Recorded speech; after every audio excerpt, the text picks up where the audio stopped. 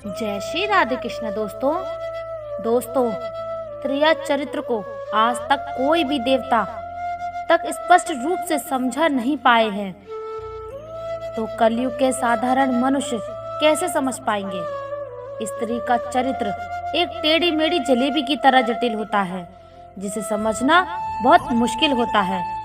दोस्तों, आप सभी लोगों का स्वागत है हमारे YouTube चैनल मोटिवेशन मथुरा में, आपके अपने चैनल में। चरित्र की बहुत ही खास कथा सुनाने वाले हैं, जिसे कोई भी व्यक्ति एक बार सुन लेता है तो उसे सिर्फ सुनने मात्र से वह व्यक्ति अपने जीवन में कभी भी धोखा नहीं खाता, और इस कथा को सुनने वाले व्यक्ति अपने जीवन में कई बदलाव लाते हैं। दोस्तों, आप सभी लोगों का ज्यादा समय नष्ट ना करते हुए इस कथा को शुरू करते हैं, लेकिन उससे पहले अगर आप सभी लोग हमारे चैनल पर नए हैं तो चैनल को सब्सक्राइब करें और वीडियो को लाइक करें। साथ ही साथ कमेंट बॉक्स में जय श्री कृष्ण लिखना ना भूलें। दोस्तों, एक बार भगवान श्री कृष्ण जी द्वारका के महल में अपने स्वर्ण से सुसज्जित सिंहासन पर बैठे हुए थे। तभी अचानक से उनके पास देवर्षि नारद जी आ जाते हैं और कहते हैं, भगवान श्री कृष्ण से उनके पास जाकर रुक जाते हैं और उन्हें प्रणाम करते हुए कहते हैं, हे माधव, आप नारद का प्रणाम स्वीकार करें। तब भगवान श्री कृष्ण जी देवर्षि नारद से कहते हैं कि आज आप यूं अचानक से हमारे पास किस प्रयोजन से पधारे हैं। भगवान श्री कृष्ण जी की बात सुनकर देवर्षि नारद जी भगवान श्री कृष्ण से कहते हैं, प्रभु, आज मेरे मन में एक प्रश्न उठ रहा है, जिसका उत्तर पाने की अभिलाषा से मैं आपके पास आया हूँ। तब भगवान श्री कृष्ण जी देवर्षि नारद से कहते हैं, हे देवर्षि नारद, आप निश्चित होकर अपने सभी प्रश्नों को पूछिए, हम आपको आपके सभी प्रश्नों के उत्तर अवश्य देंगे। फिर देवर्षि नारद जी भगवान श्री कृष्ण से कहते हैं, हे प्रभु, आज मैं जानना चाहता हूँ कि ये त्रिया चरित्र का क्या होता है, इसे कैसे समझ सकते हैं। तब भगवान श्री कृष्ण देवर्षि नारद से कहते हैं, यदि आप स्त्री के त्रिया चरित्र के बारे में नहीं जानते तो आप अपने जीवन में कुछ भी नहीं जानते। और त्रिया चरित्र को समझना बहुत ही कठिन होता है, क्योंकि स्त्रियों का चरित्र बिल्कुल जलेबी की तरह होता है। जैसे वे टेढ़ी मेढ़ी होती है, स्त्रियों के चरित्र को कोई भी व्यक्ति नहीं समझ सकता, क्योंकि स्त्रियां कब क्या करने लगे, किससे प्रेम करने लगे, किसे बर्बाद कर दें, इसको कोई भी व्यक्ति तो क्या कोई देवता भी नहीं समझा सकता। भगवान कृष्ण देवर्षि नारद से कहते हैं, देवर्षि, आज आपने वैसे प्रश्न बहुत ही उचित पूछा है। चलिए हम आपको आपके इस प्रश्न का उत्तर एक अत्यंत महत्वपूर्ण कथा सुना कर देते हैं, और इस कथा के माध्यम से आपको यह भी पता चल जाएगा कि स्त्री का त्रिया चरित्र क्या होता है। इसे आप ठीक से समझ पाएंगे, लेकिन आपको इस कथा को शुरू से लेकर अंत तक पूरा सुनना होगा, क्योंकि आधा अधूरा ज्ञान विष के समान होता है। देवर्षि नारद जी भगवान श्री कृष्ण से कहते हैं, हे प्रभु, मैं आपको विश्वास दिलाता हूँ कि मैं इस कथा को शुरू से लेकर अंत तक सुनूंगा और इस कथा को समस्त देवलोक में भी विख्यात करूंगा। तब कृष्ण भगवान कहते हैं, किसी समय की बात है, किसी नगर में एक राजा राज्य करता था। बहुत समय ही वो बहुत ही शूरवीर पराक्रमी योद्धा था, और उसे पुराणों उपनिषदों का भी ज्ञान था। वह राजा बहुत ही दयालु था, इसलिए वह अपनी प्रजा को ही अपनी संतान मानता था, और उसके राज्य की सीमाएं बहुत दूर दूर तक फैली हुई थी। वह राजा ऐसे ही अपनी प्रजा की सेवा करते हुए सुखपूर्वक से अपने जीवन का निर्वाह कर रहा था। फिर कुछ वर्षों के बाद उसे अत्यंत सुंदर पुत्र की प्राप्ति हुई, और वह राजा बहुत ही खुश हुआ। अब वह राजा अपने पुत्र से बहुत ही प्रेम करता था। ऐसे ही दिन बीत जाते हैं, और अब वह राजकुमार भी धीरे धीरे बड़ा होने लग जाता है। फिर जब वह राजकुमार 10 वर्ष का हो जाता है तो उसके पिता उसे शिक्षा ग्रहण करने के लिए नगर से बाहर एक आश्रम में भेज देते हैं, और वह राजकुमार अपने गुरु से दीक्षा ग्रहण करने लगता है। ऐसे ही दिन गुजर रहे थे। फिर जब वह राजकुमार अच्छी तरह अपने गुरु से शिक्षा ग्रहण करके लेता है। तब एक दिन वह अपने गुरु को प्रणाम करके और उनसे आज्ञा लेकर राजकुमार वापस अपने राजमहल लौट आता है। और जब वह राजकुमार अपने गुरु से शिक्षा दीक्षा ग्रहण करने के बाद वापस राजमहल लौट रहे थे, तब उसकी आयु 16 वर्ष की हो चुकी थी और अब राजा बहुत बूढ़ा हो चुका था। इसलिए उसने राजकुमार का विवाह एक सुंदर स्त्री से करवा दिया और अब राजकुमार अपनी पत्नी के साथ हंसी खुशी से रहने लगा। लेकिन एक दिन राजा ने अपने मन में सोचा कि अब अपने पुत्र को राजा बना देना चाहिए, क्योंकि मैं बहुत ही बूढ़ा हो गया हूँ, मुझसे राजपाट नहीं संभाला जाता। इसलिए उसने राजकुमार को राजा बना देता है। और राजा महाराजाओं के समय यह नियम लागू होता है कि राजा जितने चाहे उतने बार विवाह कर सकते हैं। पहले के कुछ राजा यह भी मानते थे कि राजा की जितनी अधिक रानियां होंगी, राजा उतना ही शक्तिशाली होगा। इसलिए उस राजकुमार ने भी कई विवाह किए। वह राजकुमार कुल 7 अत्यंत सुंदर राजकुमारियों से विवाह कर चुका था और उसकी सभी रानियां दिखने में बहुत ही सुंदर थीं। इसलिए वह सभी से बहुत प्रेम करता था। लेकिन वह राजकुमार अपनी सभी रानियों से सबसे छोटी रानी से अत्यंत प्रेम करता था और ये बात उसकी सभी रानियां भी अच्छी तरह से जानती थीं। वह सभी रानियां एक दूसरे से प्रेम भाव से व्यवहार करती थीं और वह राजकुमार, जो कि अब उस नगर का राजा बन गया था, वह अभी भी प्रतिदिन अपने गुरु से मिलने के लिए जाता था और उनसे कोई न कोई शिक्षा ग्रहण करता रहता था। कहते हैं ना कि मनुष्य को सदैव कुछ न कुछ सीखते रहना चाहिए और शिक्षा दीक्षा ग्रहण करने की कोई सीमा नहीं होती।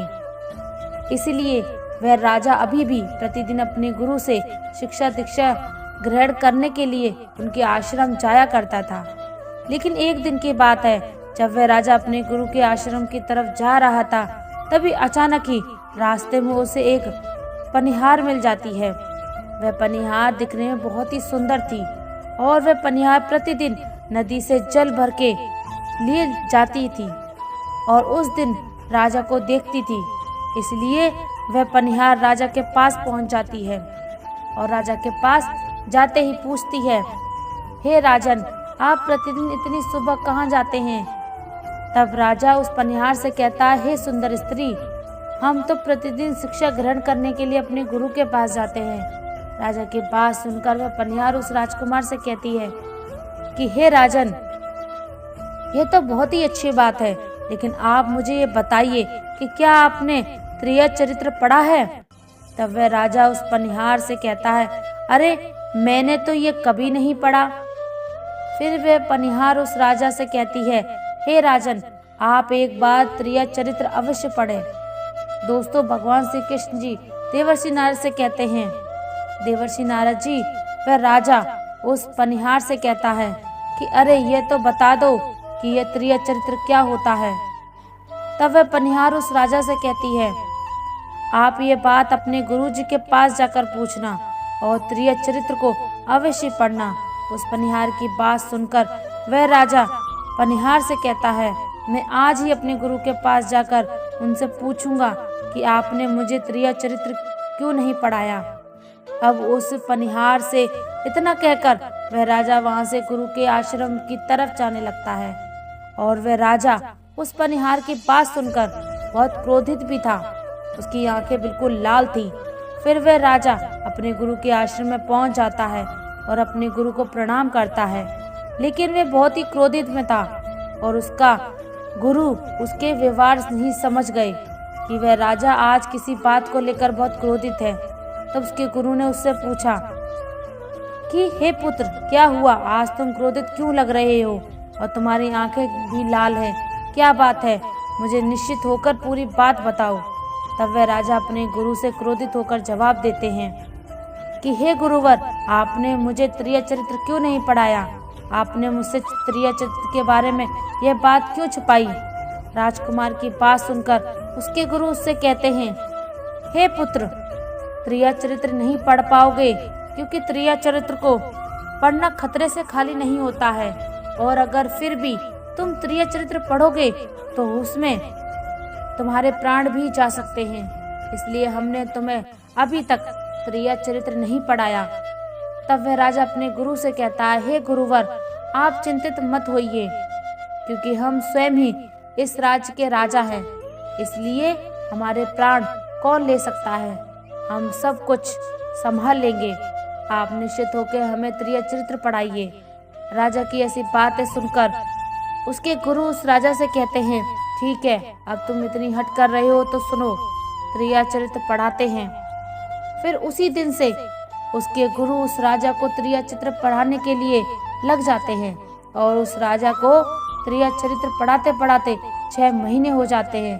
फिर जब उसे त्रिया चरित्र पढ़ते पढ़ते 1 वर्ष हो जाता है, तब एक दिन उसके गुरु उसको बुलाकर उससे कहते हैं, हे पुत्र, अब तो तुम्हारी त्रिया चरित्र की शिक्षा पूरी हो चुकी है, इसलिए तुम अपने घर जा सकते हो और अच्छी तरह से अपने राज्य को चला सकते हो। अब तुम्हें यहाँ हमारे आश्रम में आने की कोई आवश्यकता नहीं है। अपने गुरु की बात सुनकर वह राजा उन्हें प्रणाम करके वहाँ से जाने लगता है। तभी अचानक से फिर वह अपने गुरु के पास आ जाता है और उनसे कहता है, हे गुरुदेव, मैं त्रिया चरित्र को अपनी आंखों से होते हुए देखना चाहता हूँ। तब उसके गुरु उससे कहते हैं, हे पुत्र, ठीक है, अगर तुम्हारी इतनी ज्यादा इच्छा हो रही है कि तुम त्रिया चरित्र को अपनी आंखों से देखो, लेकिन यह तुम्हें बड़ी सूझबूझ के साथ करना होगा, क्योंकि हमने तुम्हें पहले ही बताया था कि इसमें प्राण जाने का भी खतरा बना रहता है।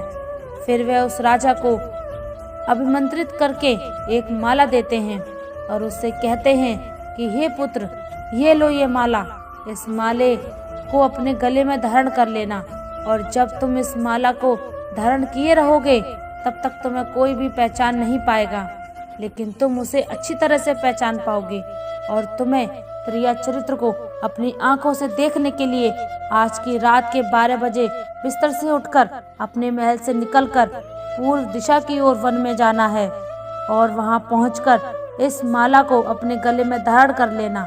इसके बाद वहीं पर खड़े हो जाना। फिर वह राजकुमार अपने गुरु से वह अभिमंत्रित माला ले लेता है और अपने गुरु से कहता है, हे गुरुदेव, ठीक है, आपने जैसा बताया है मैं वैसा ही करूँगा। उसके बाद वह राजा आश्रम से अपने महल पहुँच जाता है और भोजन करके सो जाता है।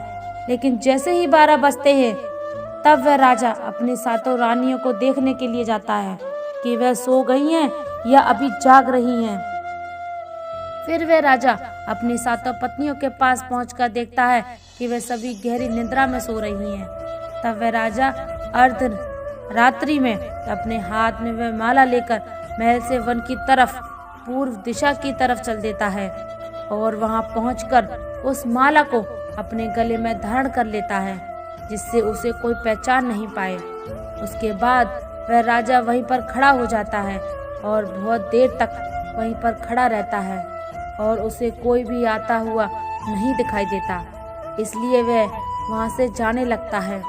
लेकिन तभी अचानक से उसने क्या देखा कि वही पनिहार जो उसे रास्ते में मिली थी और उसने उस राजा को त्रिया चरित्र पढ़ने के लिए कहा था, वही पनिहार एक थाली में थोड़ा सा भोजन लेकर उसी वन की तरफ जा रही थी। वही थोड़ी दूर पर एक साधु अपनी कुटिया बनाकर रहता था। वह पनिहार उसी साधु के लिए भोजन लेकर जा ही रही थी। तब वह राजा अपने मन में सोचने लगता है कि यह तो वही पनिहार है जिसने मुझे त्रिया चरित्र की शिक्षा ग्रहण करने के लिए कहा था। ये कितनी रात में किसके लिए भोजन लेकर जा रही है? चलो इसके पीछे चलकर देखता हूँ कि ये अर्धरात्रि में इस साधु की कुटिया की तरफ क्यों जा रही है, इसका क्या कारण हो सकता है।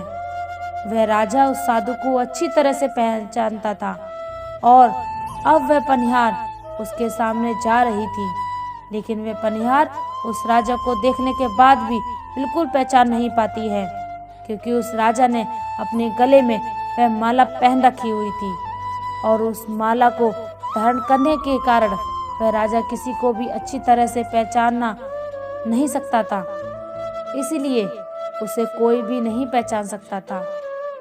फिर भगवान कृष्ण आगे कहते हैं, वह राजा भी उस पनिहार के पीछे पीछे छुपते हुए चलने लगा और जब वह पनिहार उस साधु की कुटिया के पास पहुंच जाती है। उस साधु की खास बात यह थी, उस साधु की कोई सारी तांत्रिक सिद्धियां प्राप्त थी। वह बहुत बड़ा तांत्रिक था। फिर वह राजा उस पनिहार के पीछे पीछे जाता है और वहीं पर एक वृक्ष के पीछे छिपकर देखने लगता है कि वह पनिहार उस साधु के पास भोजन लेकर क्यों आई है। फिर पनिहार उस साधु के पास पहुंच जाती है और उसे भोजन खिलाने लगती है। इसके बाद वह साधु उस पनिहार से कहता है, अरे पनिहार, पहले तो तुम मुझे बताओ कि आज तुम्हें आने में इतनी देर क्यों लग गई। तब वह पनिहार अपने दोनों हाथों को जोड़कर उस साधु से कहती है, महात्मा जी, मेरा विवाह हो चुका है। मेरा पति मुझे अपने साथ अपने घर लेके जाने के लिए आया है। वह मुझे कल अपने साथ लेकर चला जाएगा, इसलिए मुझे उन्हें सुलाने में देर हो गई और आपके पास आने में भी देर हो गई। तब साधु ने उस पनिहार की बात सुनी और अब पनिहार का विवाह हो चुका था और इसका पति इसे अपने साथ लेने के लिए आया हुआ था। तब वह साधु उस पनिहार से कहता है कि इसका मतलब कि तुम अपने पति के साथ उसके घर चला जाना चाहती हो, तो अब तुम मेरे पास क्यों आई हो? चली जाओ अपने पति के साथ अपनी ससुराल। तुम क्या मुझसे आज्ञा लेने आई हो? उस साधु की बात सुनकर वह पनिहार उस साधु से कहती है, मैं आपके बिना नहीं रह सकती हूँ। मैं आपके बिना जीवित नहीं रह पाऊंगी, क्योंकि मैं आपसे बहुत प्रेम करती हूँ और मैं आपको पाने के लिए कुछ भी कर सकती हूँ।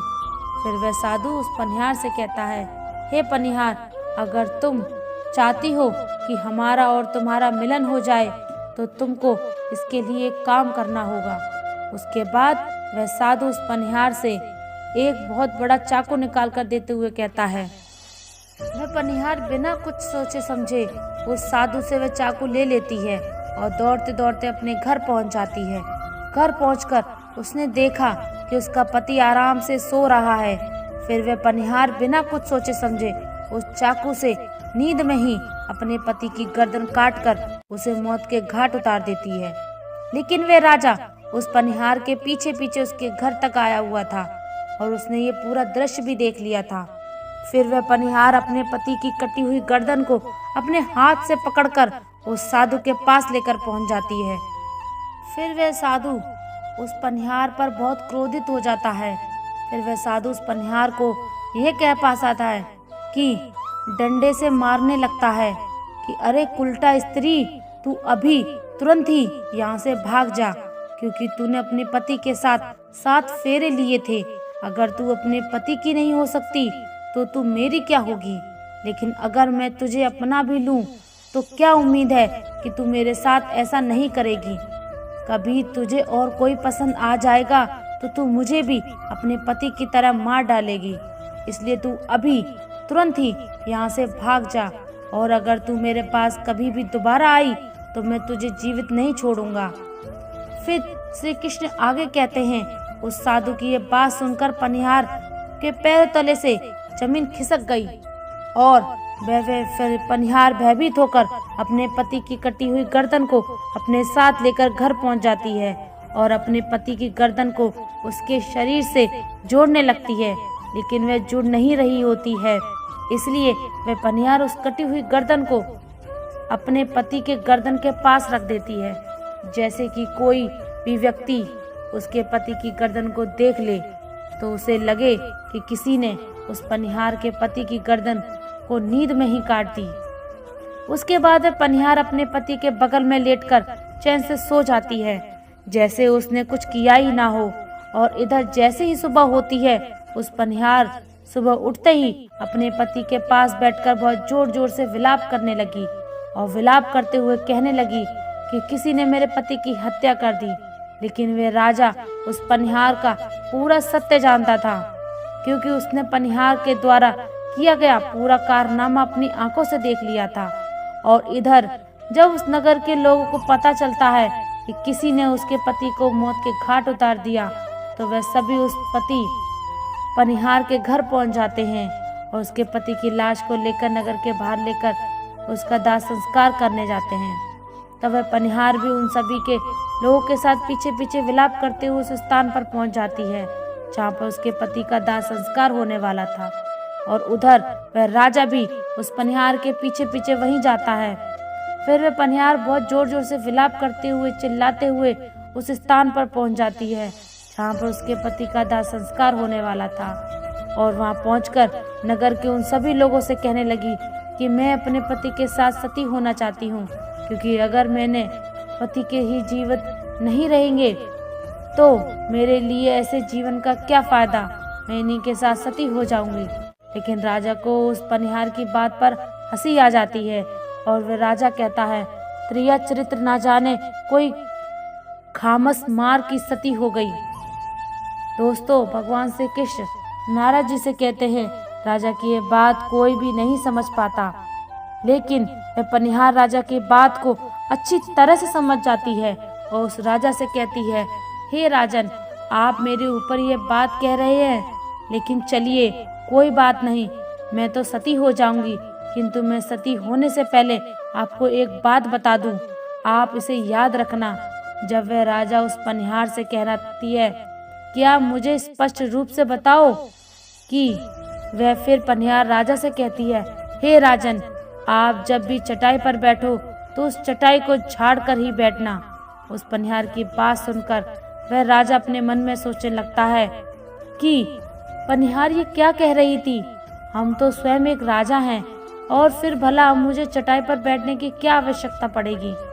अपने मन में इतना सोचकर वह राजा उस पनिहार से कहता है कि अरे तुम ये क्या कह रही हो, भला मुझे चटाई पर बैठने की क्या आवश्यकता पड़ेगी, क्योंकि हम तो स्वयं ही इस नगर के राजा हैं। तब वह पनिहार उस राजा से कहती है कि नहीं राजा साहब, जब भी आपकी कोई ऐसी नौबत आ जाए कि आपको चटाई पर बैठने का मौका मिले तो आप उस चटाई को झाड़ कर ही बैठना। फिर वह राजा उस पनिहार से कहता है, चलो ठीक है, अगर तुम इतना कह रही हो हम ऐसा ही करेंगे। इसके बाद वह पनिहार अपने पति के साथ सती हो जाती है और वह राजा उस नगर के लोगों के साथ उस पनिहार और उसके पति का अंतिम संस्कार करवाकर अपने अपने घर लौट जाते हैं। अब उस राजा को त्रिया चरित्र की पूरी जानकारी मिल गई। दोस्तों, भगवान श्री कृष्ण जी देवर्षि नारद से कहते हैं, हे देवर्षि, आप तो आपको आपके सभी प्रश्नों के उत्तर मिल गए होंगे। तब देवर्षि नारद जी भगवान श्री कृष्ण से कहते हैं, हे प्रभु, आज आपने मुझे त्रिया चरित्र की इस कथा के माध्यम से बहुत ही महत्वपूर्ण ज्ञान दिया है, इसलिए मैं आपको विश्वास दिलाता हूँ कि मैं इस कथा का विस्तार समस्त देवलोक में भी अवश्य विख्यात करूँगा। दोस्तों, जब कोई स्त्री कभी कभी कठिन परिस्थितियों से चतुराई या चालाकी दिखाती है या स्वयं दूसरों को बेवकूफ मानकर कोई ढोंग रचती है तो इसे ही त्रिया चरित्र कहा जाता है, जिसे सुनने के बाद उस राजा को क्या क्या नहीं करना पड़ा था। उस राजा को अब स्त्री के त्रिया चरित्र का ज्ञान पूरा हो गया था कि कैसे जब एक स्त्री को अपना स्वार्थ दिखने लगता है तो वह अपने लोगों को ही बेवकूफ बनाकर अपने स्वार्थ को पूरा करती है और उसके साथ रहने वाले लोगों को इसके बारे में भनक तक नहीं होने देती कि ये स्त्री त्रिया चरित्र की खेल कर रही है। इसलिए जो आपके दिल के करीब है उसके बारे में आप पूरी तरह जानकारी रखिए कि उसके अंदर को लेकर कोई स्वार्थ तो नहीं, और अगर ऐसा है तो आप उससे थोड़ी दूरी बनाकर रहें, क्योंकि ऐसे में ये व्यक्ति आपको जिंदगी के हर कदम पर धोखा ही देंगे, क्योंकि एक स्वार्थी स्त्री अपने स्वार्थ को बचाने के लिए जिंदगी में कुछ भी कर सकती है। दोस्तों, स्त्री के चरित्र के बारे में इस वजह से भी कहा जाता है कि एक स्त्री के चरित्र को कोई देवता तक भी नहीं समझ सकता, जो आजकल मनुष्य कैसे समझ पाएंगे। ऐसी स्त्रियां स्वयं ही जानबूझकर अपने पति को सती होने का ढोंग रचाती हैं। इन स्त्रियों से बचकर ही रहना चाहिए। आप लोगों को ये कथा कैसी लगी हमें कमेंट बॉक्स में अवश्य बताइएगा। अगर आप सभी लोगों ने अभी तक हमारे चैनल को सब्सक्राइब नहीं किया है तो ऐसे ही ज्ञानवर्धक कथाओं के लिए आप सभी लोग हमारे चैनल को सब्सक्राइब करें और सभी वीडियो की नोटिफिकेशन के लिए नोटिफिकेशन बेल को भी दबाएं, जिससे आपको सभी वीडियो की नोटिफिकेशन सबसे पहले मिल सके। साथ ही साथ कमेंट बॉक्स में राधे राधे लिखना ना भूलें। दोस्तों, वीडियो को यहाँ तक देखने के लिए आप सभी लोगों का दिल से धन्यवाद। जय श्री राधे कृष्ण।